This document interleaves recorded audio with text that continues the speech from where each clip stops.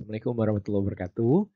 Em, Ketemu lagi dengan saya Muhammad Arfani, SHLLM ya. Kemudian em, kali ini kita akan membahas tentang surat dakwaan ya, fungsi dasar pembuatan dan syarat-syarat surat dakwaan ya, bagian satu. Kenapa sebetulnya ada bagian satu dan bagian dua? Ternyata untuk membahas dakwaan sendiri itu panjang ya, waktunya agak lama.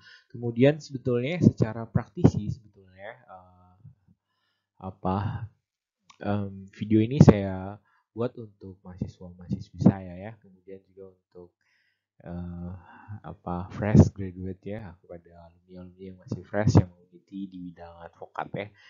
Em, ini sebetulnya saya mau langsung masuk ke buku ini sebetulnya, Requisitoir Bebas dalam Perkara Pidana ya. Kemudian dari Profesor Dr. Ose Kaligis ya, dari Ose Kaligis and Associate ya. Karena kenapa buku ini? Buku ini sangat menarik ya, um, karena tuntutan bebas dalam perkara pidana itu sekarang sangat langka ya. Itu diakui sendiri oleh institusinya ya. Bahwa oleh karena itu buku ini sebenarnya sangat menarik. Saya ingin membahasnya yang ketiga ya. Saya ingin membahasnya mengambil ada 4 kasus di dalam sini ya. Jadi saya sebenarnya ingin mengambil satu kasus sebagai contoh, dakwaannya itu seperti apa, kemudian eksepsinya seperti apa, kemudian tuntutan seperti apa, kemudian pledoi atau nota pembelaannya seperti apa ya. Jadi ini contoh yang sangat bagus ya, praktek langsung, praktek dari panjang ya, dari kantor spesialis dulu di bidang litigasi, Ose Kaligis dan Associate, mana dia, Ose Kaligis dan Associate ya. Saya beli buku ini pada saat saya dulu pendidikan profesi advokat, PKPA ya, pendidikan khusus profesi advokat di Ose Kaligis dan Associate ya. Jadi diajar langsung oleh beliau. Oke. Nah, ini kalau praktisi belajarnya begini ya, langsung bukan textbook tetapi langsung kepada gimana sih surat dakwaan itu diaturnya begitu atau dijelaskannya siapa sih? Tentu yang sangat berwenang ya, sangat paham itu adalah kejaksaan ya, karena memang tugasnya kejaksaan ya. Jadi ada surat edaran Jaksa Agung Republik Indonesia nomor SE 004 garis miring J titik A garis miring 11 garis miring 1993 ya, tentang pembuatan surat dakwaan. Jadi tahun 1993 sudah dirumuskan nih bagaimana sih pembuatan surat dakwaan itu ya. Masih digunakan sampai sekarang. Oke, kenapa sih ada surat edaran Jaksa Agung seperti ini? Karena menurut hasil eksaminasi ya, eksaminasi ya, perkara, terutama perkara-perkara yang diputus bebas atau dilepas dari segala tuntutan hukum, dan hasil pembahasan permasalahan surat dakwaan dalam rapat kerja tahun 1993 adalah ini sumbernya kekurang cermatan jaksa penuntut umum dalam pembuatan surat dakwaan dan pada sisi lain membawa konsekuensi berupa timbulnya berbagai kendala dalam upaya pembuktian dakwaan ya. Jadi ini kenapa ada surat edaran Jaksa Agung ini ya. Kemudian juga di sini ditekankan surat dakwaan itu adalah mahkota bagi jaksa penuntut umum ya. Ini dia. Posisinya juga adalah posisi yang sentral dalam pemeriksaan perkara pidana di pengadilan, dan surat dakwaan merupakan dasar sekaligus membatasi ruang lingkup pemeriksaan ya. Dituntut adanya kemampuan kemarin jaksa penuntut umum dalam menyusun surat dakwaan ya. Sebagai praktisi tentu kita harus memahami ya dari sudut pandang si pembuat nih, yaitu dari kejaksaan ya. Oke. Kemudian apa sih fungsi surat dakwaan itu dalam surat edaran Jaksa Agung tadi? Fungsi dari surat dakwaan itu dibagi menjadi berbagai kepentingan ya. Satu, bagi pengadilan, hakim ya, surat dakwaan merupakan dasar dan sekaligus membatasi ruang lingkup pemeriksaan ya. Jadi ruang lingkup pemeriksaan itu dibatasi, dasar pertimbangan dalam penyatuan keputusan ya. Oke, bagi hakim ya. Oke. Kemudian B, bagi penuntut umum, surat dakwaan merupakan dasar pembuktian garis miring analisis yuridis, tuntutan pidana dan penggunaan upaya hukum ya. Jadi ini surat dakwaan merupakan dasar pembuktian. garis miring atau analisis yuridis ya. Kemudian C, bagi terdakwa atau penasihat hukumnya, surat dakwaan merupakan dasar untuk mempersiapkan pembelaan ya. Oke, selanjutnya. Kemudian ini dasar pembuatan surat dakwaan ya. Dulu saya kuliah tidak ada penjelasan seperti ini ya. Makanya saatnya berbagi ya. Bagaimana sih belajar dari kacamata perspektif praktisi ya. Jadi dulu textbook ya, sekarang adalah praktis. Oke, dasar pembuatan surat dakwaan. Dasar pembuatan surat dakwaan yaitu pada pasal 14 huruf D KUHP ya, penuntut umum mempunyai wewenang membuat surat dakwaan. Ini dasarnya ya, dasar pembuatan surat dakwaan oleh jaksa ya, jaksa penuntut umum. Kemudian 2, penuntut umum berwenang melakukan penuntutan terhadap siapapun yang didakwa melakukan sesuatu tindak pidana dalam daerah hukumnya dengan melimpahkan perkara ke pengadilan yang berwenang mengadili ya, pasal 137 KUHP ya. Kemudian selanjutnya, ketiga, pembuatan surat dakwaan dilakukan oleh penuntut umum bila ia berpendapat bahwa dari hasil penyidikan dapat dilakukan penuntutannya. Jadi pasal 140 ayat 1 KUHP ya. Kemudian surat dakwaan di sini merupakan penataan konstruksi yuridis ya, hukum atas fakta-fakta perbuatan terdakwa ya, yang terungkap sebagai hasil penyidikan dengan cara merangkai perpaduan antara fakta perbuatan tersebut dengan unsur-unsur tindak pidana ya, sesuai dengan ketentuan undang-undang ya. Oke, selanjutnya ini syarat-syarat dakwaan. Syarat-syarat dakwaan itu apa sih? Pasal 143 ayat 2 KUHP ya, menetapkan syarat-syarat yang harus dipenuhi dalam pembuatan surat dakwaan, yakni syarat yang berkenaan dengan tanggal ya, jadi tanggal, kemudian tanda tangan penuntut umum dan identitas lengkap terdakwa. Kemudian syarat-syarat dimaksud dalam praktek disebut sebagai syarat formil ya, jadi ada syarat formil, ada juga setelah ini syarat material ya. Sesuai dengan pasal 143 ayat 2 huruf A KUHP ya, syarat formil meliputi surat dakwaan harus dibubuhi tanggal dan tanda tangan penuntut umum pembuatan surat dakwaan ya. Jadi jaksa sendiri mesti diingatkan ini ya. Oke, jadi makanya ada surat edaran ya. Surat dakwaan harus memuat lengkap identitas terdakwa yang meliputi nama lengkap, tempat lahir, umur, tanggal lahir, jenis kelamin, kebangsaan, tempat tinggal, agama, dan pekerjaan. Ya, jadi inilah yang harus dilengkapi ya oleh jaksa ya dalam syarat formil sebuah suatu surat dakwaan ya. Oke. Secara lengkap identitas terdakwa ya. Oke, di samping syarat formil itu tadi yang sudah diuraikannya itu tadi, kemudian surat dakwaan itu juga harus memuat uraian secara cermat ya, jelas dan lengkap mengenai tindak pidana yang didakwakan dengan menyebutkan tempat dan waktu tindak pidana itu dilakukan. Syarat ini dalam praktek disebut ya sebagai syarat material. Nah, ini syarat materialnya. Sebelumnya adalah syarat formilnya.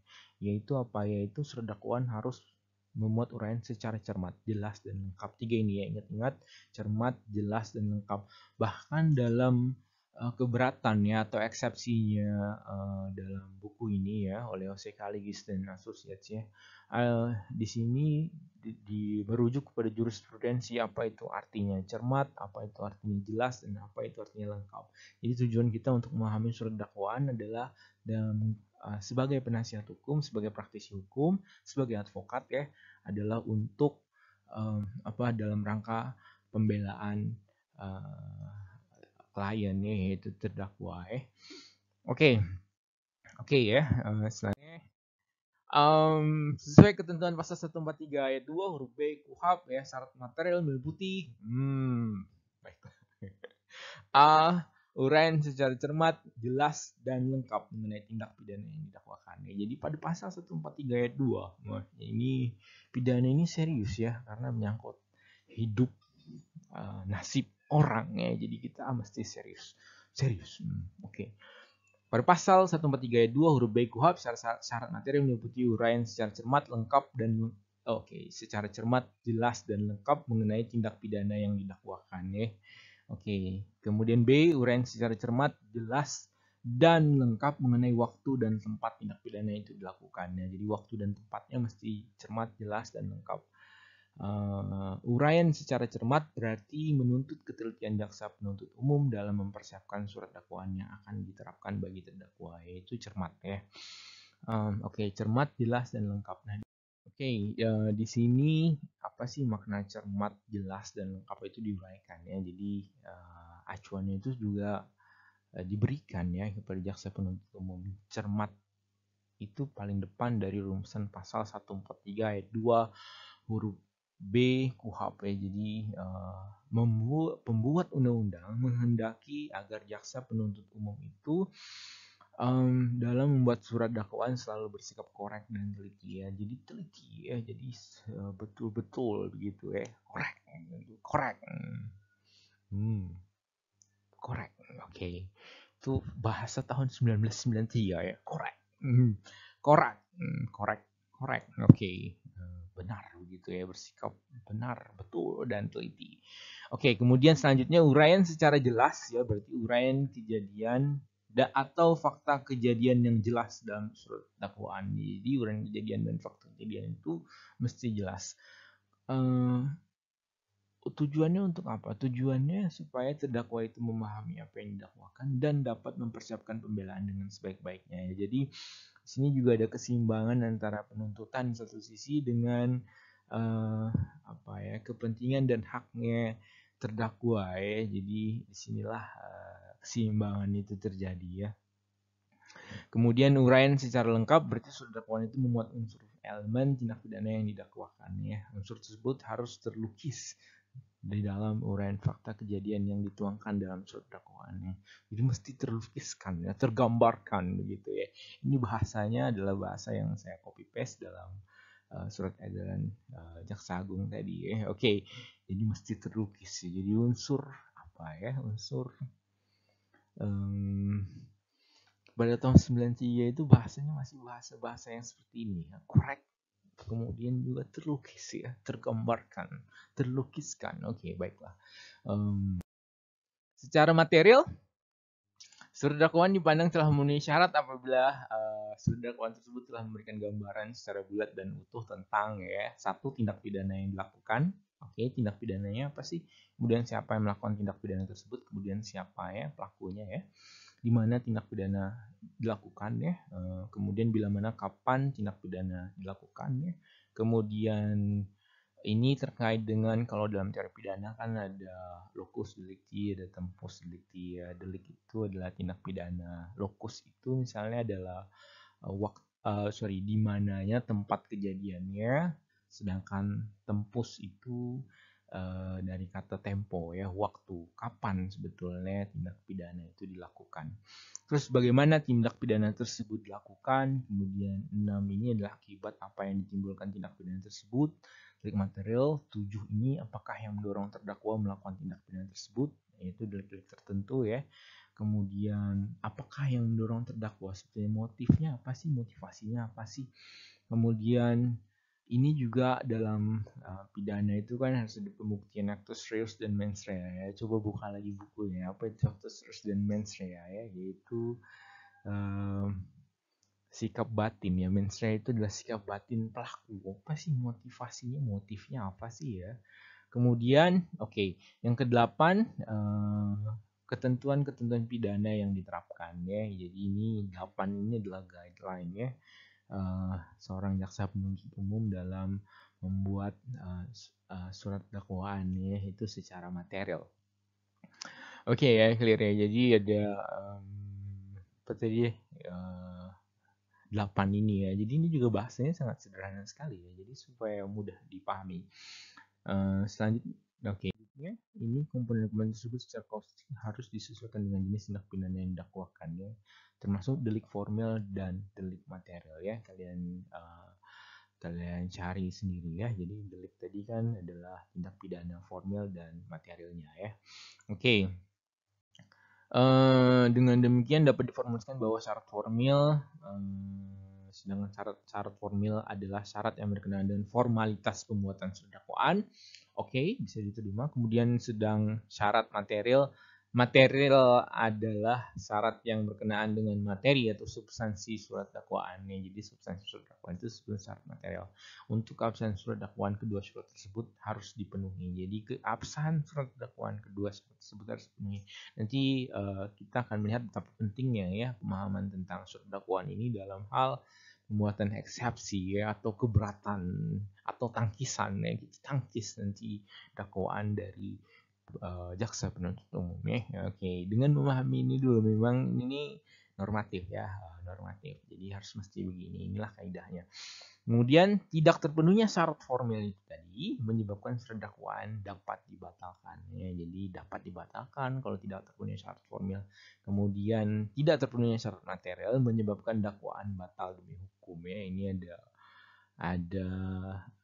jadi ada dapat dibatalkan dan batal demi hukum ya. Jadi mesti batal demi hukum karena pasar materialnya tidak terpenuhi atau dapat dibatalkan tadi ya.